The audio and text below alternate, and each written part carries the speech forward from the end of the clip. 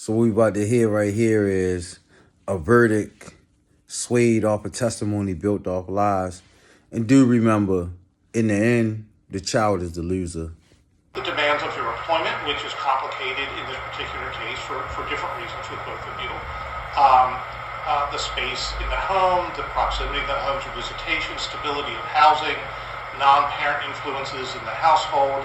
There's a lot of factors that I look at, and I don't mention one specifically. It doesn't mean I didn't consider it, because there's a lot of them to balance. And I'm hoping that we can maybe, once there's some distance in order to follow, bring some light to what now is just a lot of sort of smoke and heat. Siraj means light, right? Siraj means light? I think I remember that.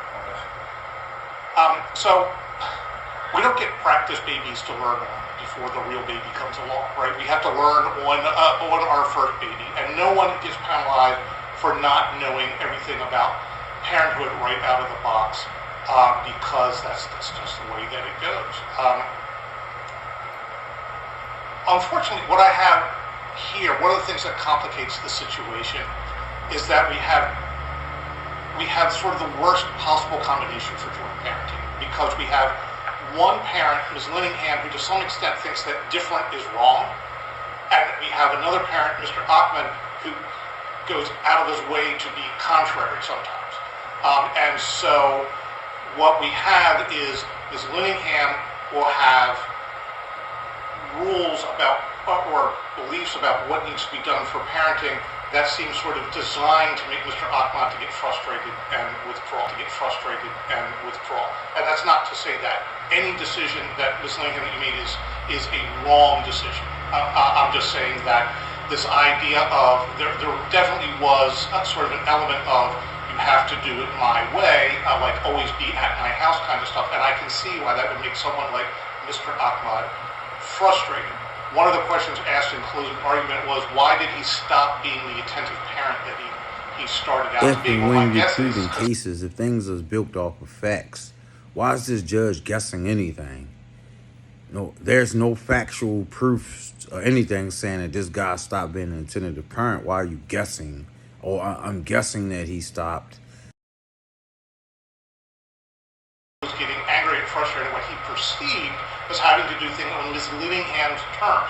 The trouble was that led to him making decisions that weren't in Siraj's best interest, but were rather meant to validate his own independence and show that he couldn't be controlled by Ms. Linningham. And so Siraj's needs got kind of lost in the shuffle there.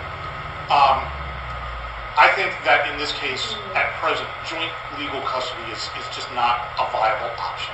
There's things I have to look at in deciding whether joint legal custody is even viable. Among other things, the parties both have to want it. There has to be a demonstrated ability to work together in the child's best interest, and that's just not here right now. Mr. Ahmed is very jealous of his rights as a father. This judge couldn't be more wrong. He's been manipulated by these females in this courtroom, whether he gives a F too much or not anyway, but he couldn't be more wrong. There's nothing wrong with that, but that hasn't translated into a series of good decisions regarding Siraj. Ms. Linningham has made mistakes as a mother, but at this point I think it's in the best interest of Siraj that Ms. Linningham have sole legal authority. However, my order will make it very clear that no legal authority decisions don't usually constitute emergencies, right? Nobody has to decide right now what high school they're going to. And so no legal authority decision is to be exercised without first giving Mr. Ahmed the opportunity for informed input and a fair consideration of his advice. 2 perspectives in parenting is very important. Actually, 4 is very important. Like, talk to your parents. Multiple perspectives before making a legal decision is very important. Judges actually know this. That's why we have jury making decisions, because you have 12 views on a thing instead of just the judge's view. Physical custody. I want Siraj to be able to have more time with his father, and I am optimistic that a regular schedule will allow that to happen once there's, again, something in black and white. I do agree that under the circumstances here, the father-son relationship does need to be rebuilt in some smaller steps. We're not just going to jump into evenly divided custody.